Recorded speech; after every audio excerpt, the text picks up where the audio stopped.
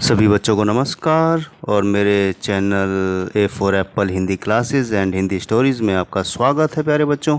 और मैं हाजिर हूँ फिर आपकी 9th क्लास की 9वीं क्लास की हिंदी की वर्कशीट को लेकर। वर्कशीट नंबर हमारी 18 है और तिथि है 16 अगस्त 2021। तो प्यारे बच्चों 15 अगस्त तो आपने मना लिया होगा आज, और आज हमें जो पढ़ना है आज की वर्कशीट में वो है कबीरदास जी, यानी कबीरदास जी की साखियाँ। इससे पहले भी हमने उनके दोहे पढ़े और समझे। तो आज जो दोहे पढ़ने हैं, आइए प्यारे बच्चों, पिछले कार्यपत्रक में आपने कबीर रचित कुछ साखियाँ पढ़ी। आइए आज की वर्कशीट के माध्यम से कबीर की कुछ अन्य साखियों पर चर्चा करते हैं। तो आइए सबसे पहले पढ़ लेते हैं जो साखियाँ हैं।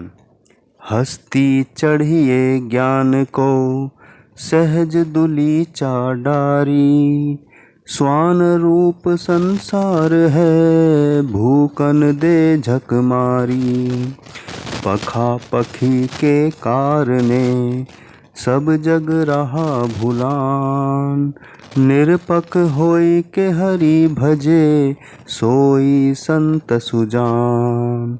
हिंदू मुआ राम कही मुसलमान खुदाई, कहे कबीर सो जीवता जो दुह के निकट न जाई। बड़ी सुंदर बात कबीरदास जी ने कही प्यारे बच्चों की हस्ती चढ़िए ज्ञान को सहज दुली चाडारी। इस साखी के माध्यम से कबीरदास जी जो कहना चाहते हैं कि व्यक्ति को, मनुष्य को ज्ञान रूपी हाथी की सवारी करनी चाहिए। जिस तरह हाथी की ऊंचाई होती है और हाथी चलता रहता है, कुत्ते भौंकते रहते हैं लेकिन हाथी कभी परवाह नहीं करता, इसी प्रकार हमें हमेशा ज्ञान रूपी, यानी जहाँ से ज्ञान मिले उस ऊंचाई, ज्ञान की ऊंचाई पर जाकर हमें सवारी करनी चाहिए, यानी कि ज्ञान प्राप्त करना चाहिए। और ज्ञान कैसे प्राप्त होगा? सहज और सरल साधना रूपी गलीचा बिछाना चाहिए, यानी कि सहज दुलीचा डारी का मतलब है कि सहज सरल मार्ग अपनाना चाहिए ज्ञान का।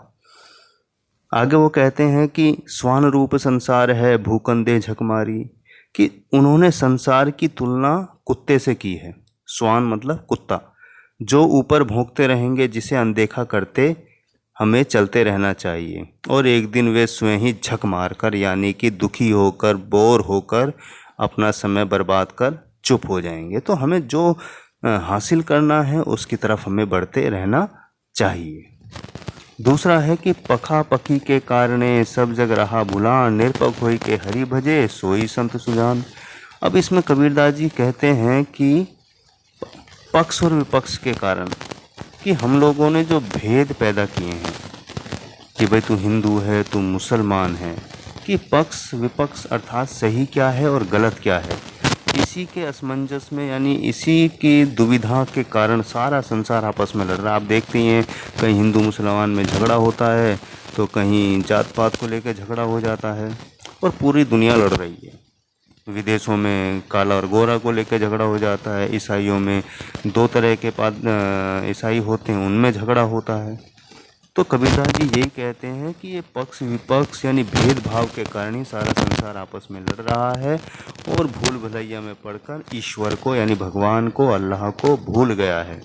और वो कहते हैं कि निरपक होई के हरि भजे सोई संतु जान, कि जो व्यक्ति इन सब चीज़ों में पड़े बिना निष्पक्ष होकर प्रभु भजन में लगा है, वही सही अर्थों में मनुष्य है। सुजान मतलब सच्चा मनुष्य, कि हमें भेदभाव नहीं करना चाहिए, यानी सबको समान मानना चाहिए, और इसी अर्थों में वही अच्छा मनुष्य है जो किसी का पक्ष न लेकर सही के साथ खड़ा होता है। अगला है कि हिंदू मुआ राम कही मुसलमान खुदाई, कहे कबीर सो जीवता जो दूह के निकट न जाई। अब हिंदू जो है वो राम राम कहता है, मुसलमान खुदा खुदा कहता है, और कबीरदास जी कहते हैं कि जो राम राम भजन करते हैं, मुसलमान खुदा खुदा कह के मर जाते हैं, लेकिन इससे हासिल कुछ भी नहीं होता है। असल में वह व्यक्ति जीवित होता है, यानी जिंदा होने के समान है, जो दोनों ही बातों अर्थात आडंबरों से अपने आप को अलग रखता है। यानी हिंदू मुसलमान और जो भेदभाव के चक्कर में जो नहीं पड़ता है वही सही व्यक्ति है, जीवित व्यक्ति है। और जो हिंदू मुसलमान के चक्कर में लड़ता फिरता है, सिर फोड़ता फिरता है, हत्या करता है, वो मनुष्य नहीं है, वो जानवर है। तो कबीरदास की जो साखियाँ हैं शिक्षाएं देती हैं, क्योंकि उनका जीवन के अनुभव से ये साखियाँ हैं। तो हमें कबीरदास से शिक्षा लेनी चाहिए और कभी भी भेदभाव जैसे चीज़ों में नहीं पड़ना चाहिए। हिंदू मुसलमान जात पात इन सब में नहीं पड़ना चाहिए। ईश्वर एक है, हमें ईश्वर से प्रार्थना करनी चाहिए, ईश्वर का मार्ग अपनाना चाहिए, यानी सत्य का मार्ग अपनाना चाहिए। तो कुछ अपरिचित शब्द हैं प्यारे बच्चों।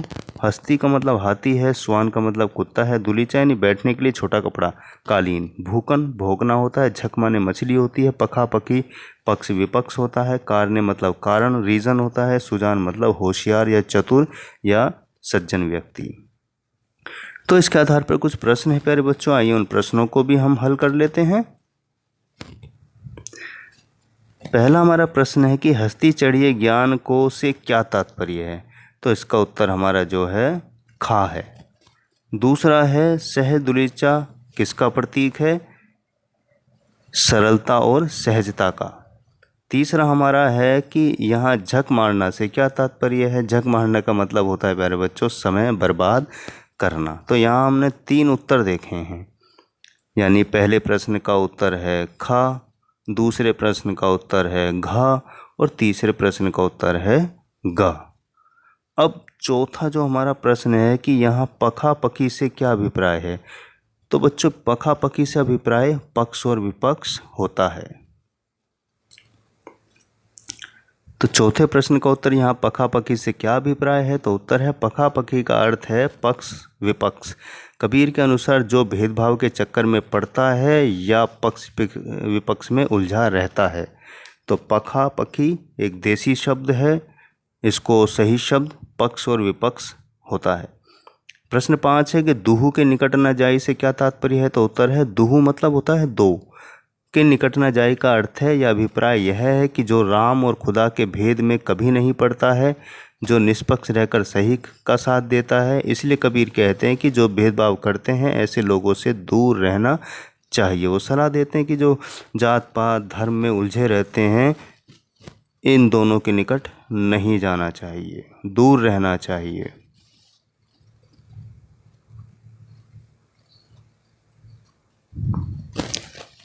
छठा हमारा जो है प्यारे बच्चों वो मुहावरे से संबंधित है कि झक मारना का अर्थ बताते हुए अपने वाक्य में प्रयोग कीजिए।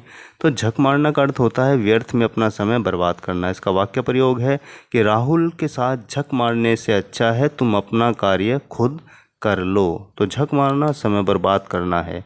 इसी के साथ हम 5 और मुहावरे देखेंगे, उनका अर्थ भी देखेंगे, सामान्य अर्थ भी देखेंगे और वाक्य प्रयोग भी।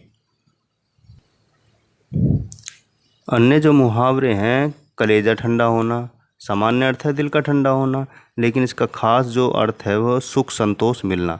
वाक्य प्रयोग है जब तक अपमान का बदला नहीं ले लूँगा मेरा कलेजा ठंडा नहीं होगा। दूसरा हमारा मुहावरा है बाजी मारना। इसका सामान्य अर्थ बाजी को मारना और लेकिन इसका जो विशेष अर्थ है वो आगे निकलना।